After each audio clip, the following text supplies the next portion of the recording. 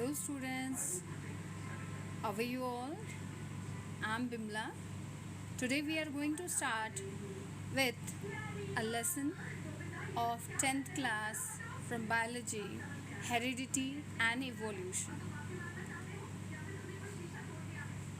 Heredity basically deals with the transfer of traits or characters from the parents to the offspring.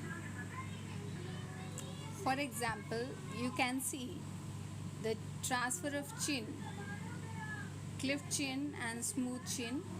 Here in the baby boy there is smooth chin which is inherited from mother, and in this baby girl you can see there is cleft chin which is inherited from father. Color of eye by the baby boy is inherited from mother. In case of the girl, here the color of the hair is inherited from the father. So heredity basically is the transfer of the traits or character from the parents to the progeny. Next is genetics. It deals with the heredity and variations. That means the study of heredity, that is transfer of the character, and the changes that take place in the individuals is dealt with the genetics. Genetics deal with all this. Now the lesson involves the term evolution. Now what is evolution? Basically it is the sequence of gradual changes which take place in the primitive organisms, okay, over millions of years, and due to these changes that has taken place in the organisms, there is formation of new species. Okay, so evolution, it is the continuous changes, or it is a sequence of gradual changes. Okay, slow changes that take place in the living organism, this lead to the formation of the new organisms. Okay, and this particular process is called speciation. Now what is variation? Okay, variation basically deals with the differences in the character or the traits.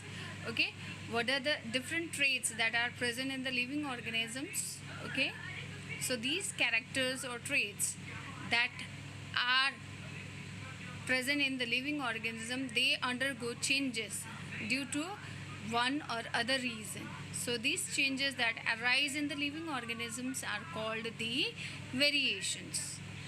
Now there are certain reasons why the variation take place. One is due to sexual reproduction. We know very well that when two individuals are involved, the change in the composition of the genetic material take place. There is union of the two genetic material from two different individuals, so there is variation. Another is error in the DNA copying, or we can say mutation, is also a reason behind variation. Next we have is interaction of the gene with the environmental changes. Okay, that means adaptation also lead to the variations.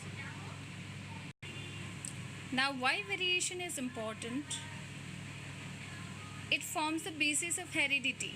That means the transfer of character that take place is based on the variation. Okay, all the changes that take place in the individuals is transferred from one generation to another, and that forms a basis for evolution. It causes adaptation which help the organism to adjust in the changing environment. That means it also help in the adaptation. Okay, and due to this the organism can adjust themselves in the changing environment. Now next is basis of evolution is accumulation of variation. When the variations they get accumulated, then the evolution takes place and it forms a basis for the evolution. Variations basically take place in both the type of organisms, that is the organisms which undergo sexual reproduction and in those organisms which undergo the asexual reproduction.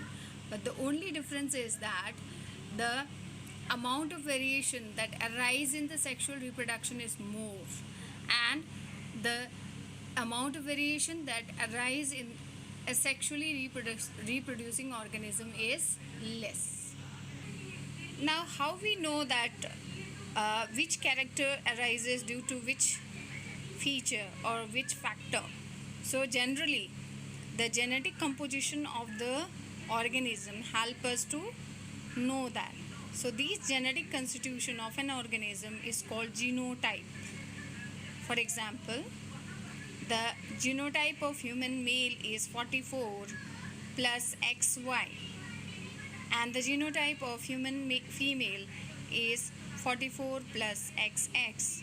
So let me tell you, in human being there are 46 chromosomes, that is 23 pair of chromosomes are there. Out of this, 22 pairs are autosomes, that means 44 are autosomes, and 2 chromosomes are sex chromosomes. Similarly, we know that male and female are there. There is tall plant or dwarf plant. Okay, so only the external appearance that we observe from the outside is called the phenotype. Appearance of the organisms, that is external morphology. Okay, the study of the external morphology or appearance of the organism is called the phenotype.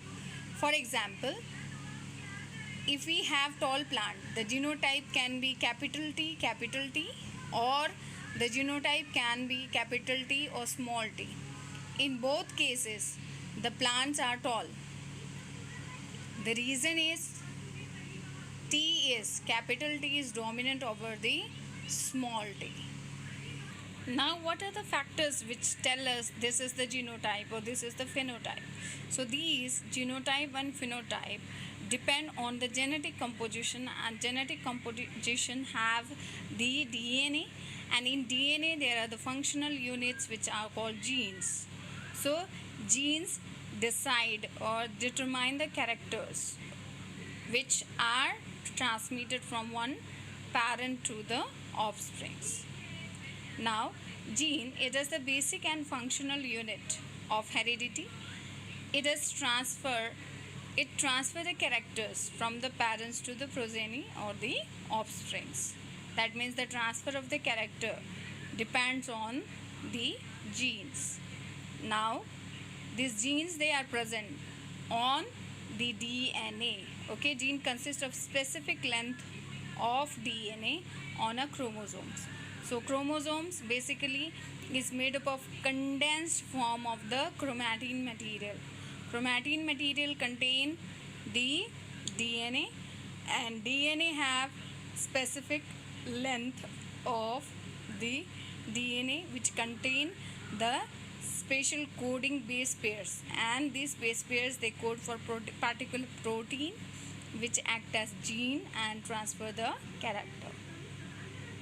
Now, if you see the chromosome, okay, we have 44 autosomes and 2 sex chromosomes. And if you see the chromosomes, it has 2 parts. The central part is the centromere, and the hand-like or arm-like structures are called the chromatids. So chromatids, chromatids contain DNA, and DNA have the functional unit called the genes. Now these genes, they are present in the contrasting pair. Okay, so contrasting pair of genes that occupy the same position on a chromosome are called alleles. Okay, so as we have discussed that capital T and small t, they are responsible for height of the plant. So capital T for the tallness and small t for dwarfness. So these are 2 contrasting pair of genes which code for the height of the plant. The alleles of a gene can be dominant, that is homozygous dominant, capital T, can be heterozygous recessive, homozygous recessive, that is capital T, that is small t. Then there can be heterozygous tall, that is capital T and small t. This is called the hybrid tall. Okay, so the expression of the genes in the form of allele can be homozygous dominant, homozygous recessive, or heterozygous tall. Genes are present on the chromosomes.